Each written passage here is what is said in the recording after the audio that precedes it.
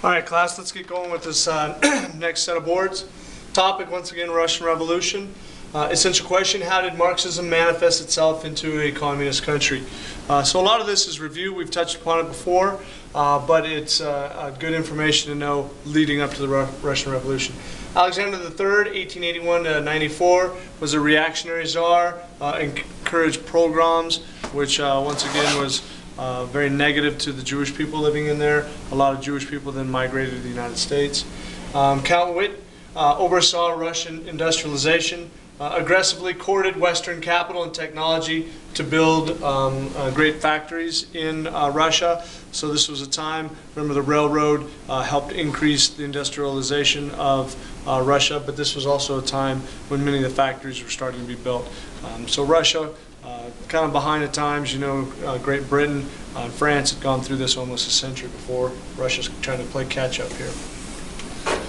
All right, Russia still had profound economic problems in the 1900s. 1/3 of its land was farms and people were farmers. 60% of the people were illiterate. There was an exploding population, so as the population got much larger, it was having a harder time feeding its people. Nicholas II, 1894 to 1917, he would be the last czar. He experienced the Russo-Japanese War in 1904-1905, in which Russia did not do very well. Russia loses the Navy in a bloody land battle. The Treaty of Portsmouth, Japan controls Korea and parts of Manchuria. So it was at this time that Japan started to express and show how it wanted to expand, partly pretty similar to how the colonialism and imperialism had taken place in Europe. Now Japan is flexing its muscles. The 1905 loss led directly to the 1905 revolution in Russia. Revolution of 1905. So when you think about the Russian Revolution, what you have to get past is that there wasn't just one revolution. There were many, many revolutions that kept the government in turmoil for quite a long period of time. Russian Revolution 1905, liberals and the growing middle class decided to revolt. Bloody Sunday in January of 1905, 200,000 people decided to march, peacefully protest. The army opened fires, killing 300, wounding more than 1,000. People then called for a general strike by all. So peasants, middle class, there was just a complete general strike. Nicholas II had to make concessions. So one of the things he did was create a Duma, and a Duma was a national parliament. Now the Duma, or national parliament, served as an advisory to the Tsar. So it was more of something that was done by the Tsar to try to appease the people because it didn't have very much power. It granted freedoms, but the Tsar had veto powers. So if the Tsar vetoes everything that they put forth, then what good is the Duma? Nicholas actually dissolved the Duma twice. Repression was used by the Tsar to weaken critics of the regime. So once again, he's flexing his muscles the best he can, knowing that this could possibly be the end to his his entire family line ruling in Russia. Between 1907 and 1914, Russia had a short, brief economic recovery.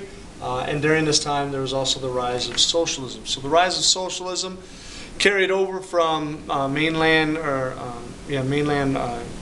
Europe, and many people started to think about the ways in which they could apply socialism. One of them was Vladimir Lenin. He founded the Social Democrat Workers' Party. Three basic ideas: capitalism was to be destroyed, socialists needed to revolt, undisciplined workers controlled by intellectuals, and full-time revolutionaries. And full-time revolutionaries would be Lenin. Lenin is a full-time revolutionary. And when you think in history, who are some other full-time revolutionaries? You come up with Mao Zedong in China. And China is still a communist country. He was a full-time revolutionary. Another one, Fidel Castro in Cuba. He overturned the government in Cuba in the late 50s, and he still proposes ideas that are revolutionary. For those reasons, Lenin was exiled to Switzerland, but he would return. Now the Social democratic Workers' Party was split between the Mensheviks and the Bolsheviks. The Bolsheviks were led by Lenin. The Mensheviks wanted to let things ride, and when the tide had turned in the favor of the proletariat or the working class against capitalism, then we could have a revolution.